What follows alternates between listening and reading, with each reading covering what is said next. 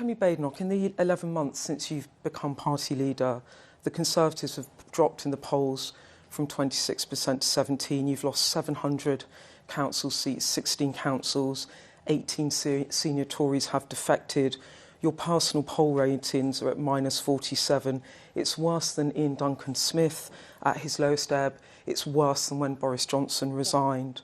And in a poll this week, for us, Tory members say Jenrick should lead the party over you. How does that make you feel? Well, I remember during the leadership contest, there was another poll that said Rob was going to win and I won. So I don't let these things distract me.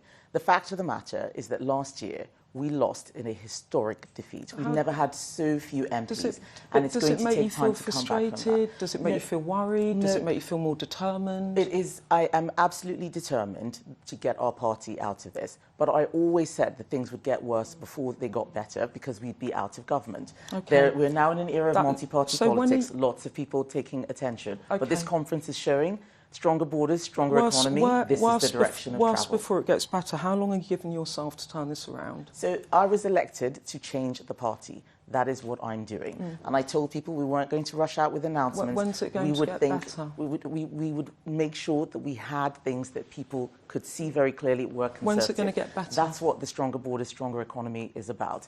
What I want people to know is that these things take time. The last oppositions... How long time are you giving yourself? The last oppositions were 14 years, 13 years, 18 years. So you're giving yourself 14 years? I've been in the job 11 months. We're going to do something that has not been done before, come back to office in 4 years' time. What I need to focus on is getting that 4 years' right, time back to not office. setting timetables. You were asked if you'd resign if the party goes backwards in next year's elections. You said, when you were asked that, you said, ask me that after the elections. Why did you say that? Because let's see what the election result is about. We're spending a lot of time talking about election results. We're not talking about what's happening to people out there. The economy is getting worse. Inflation is doubling. Jobs are disappearing. We need to make sure that we do the job that we have now, holding the government to account. People need to know what our offer is. And talking about which councillors are doing what is not making anyone's lives better. Kemi, what interested me about that was it was a curious answer, because I thought, well, that means you're not ruling it out. If I say to you, will you resign if the party goes backwards in the May local elections, and you say, ask me that after the elections, that means the answer could be yes. No, and that's why I'm asking you, just to be clear. The reason why I'm saying that is because I don't think that's what your viewers care about. Your viewers want to know how their lives are going to be better. The inside baseball Westminster bubble politics of who's up, who's down is part of the reason why the country is in this mess. If you go backwards at the next elections, do you think for the sake of the party's survival that you should stand down? Beth, I think you just asked that question. What I'm here to do at my conference is not talk about where I'm going in May or what's happening. It's about the stronger economy that we're going to deliver.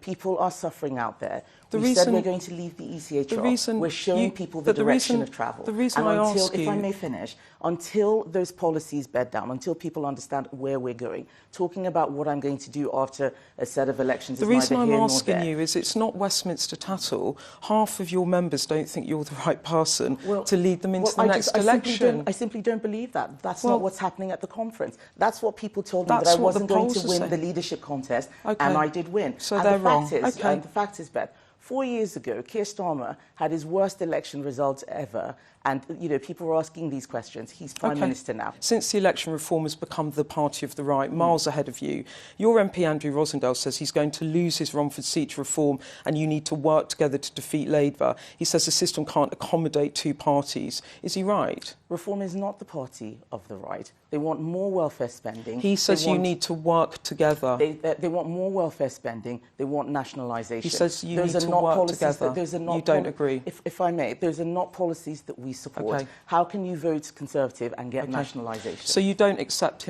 his point that you need to work together? He's your MP. We need people to understand what voting Conservative is for.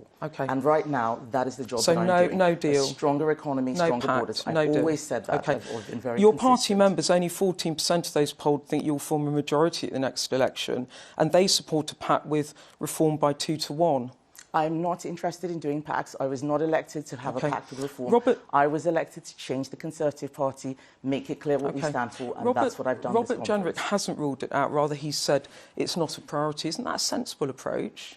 It is important that people know what we stand for. Robert Jenrick is not the leader of the Conservative Party, neither is Andrew Rosendale, I am. Okay, and I am so they're wrong and you're right. I am saying that I'm the leader of the party and we are not having a coalition They're or a wrong pact and you're with reform. right. I think that's pretty obvious, Beth, what I've been saying. Okay. It's quite clear that if people don't know what you stand for and you're standing for having a pact, why would they vote for you? They need to know what our policies are. A stronger economy, stronger borders. We're the only party who can deliver that. Do you admire Nigel Farage as a politician?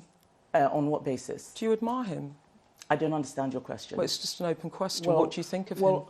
Why aren't you asking if I admire Keir Starmer or Ed Davey? Well, I asked Keir Starmer about whether he admired Nigel Farage as well. And I think it's very interesting that a lot of the media in Westminster is very interested about asking about Nigel Farage.